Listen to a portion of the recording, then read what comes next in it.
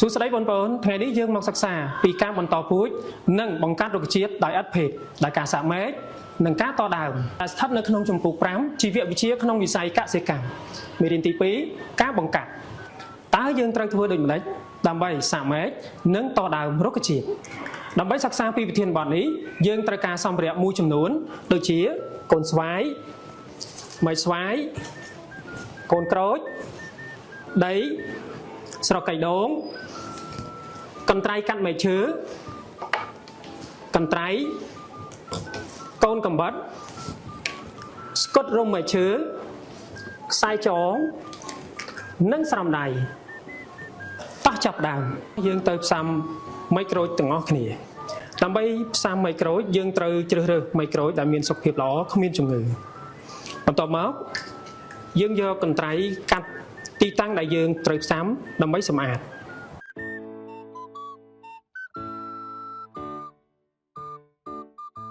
យើងបកសម្បកក្រូចចន្លោះពី2ទៅ3សង់ទីម៉ែត្រ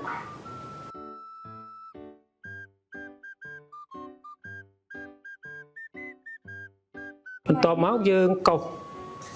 បកសម្បកនេះចេញ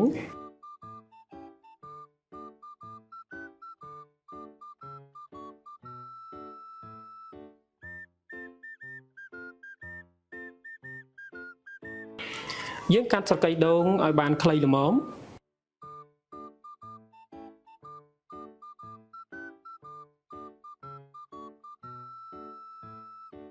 បាទយើងច្របាច់ដីឲ្យម៉ត់ល្អរួចយកដាក់នៅក្នុងស្រកីដូង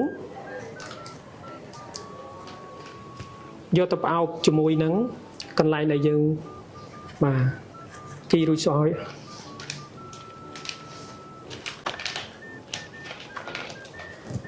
បន្ទាប់មកយើងយកស្រកីដូងនេះមករុំពីលើមួយទៀតដើម្បីឲ្យជិតល្អ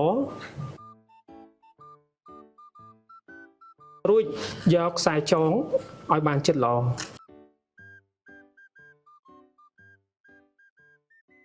បន្ទាប់មកយើងយកខ្សែចងដាក់ចងនៅផ្នែកចុងខាងលើបាទចងឲ្យរឹតជាប់ណែនល្អចងថៃកដាលមួយទៀតប៉ុន្តែយើងរឹតល្មមកុំឲ្យតឹងពេកបាទ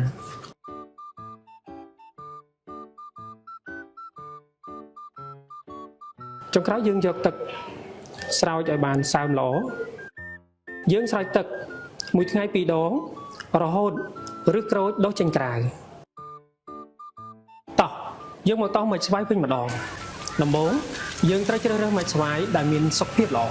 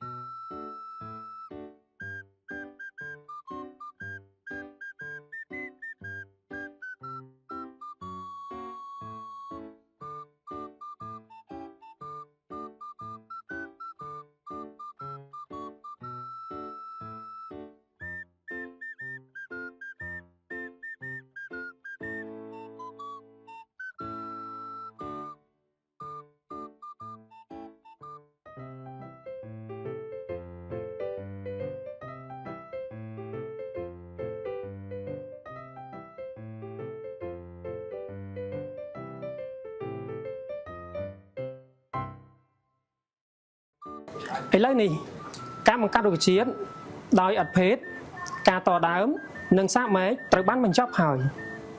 សូមបងប្អូនបំពេញនិងឆ្លើយសំណួរនៅក្នុងសន្លឹកកិច្ចការដែលលោកគ្រូបានចែកឲ្យបានត្រឹមត្រូវសូមអរគុណជួបគ្នានៅវីដេអូក្រោយៗទៀត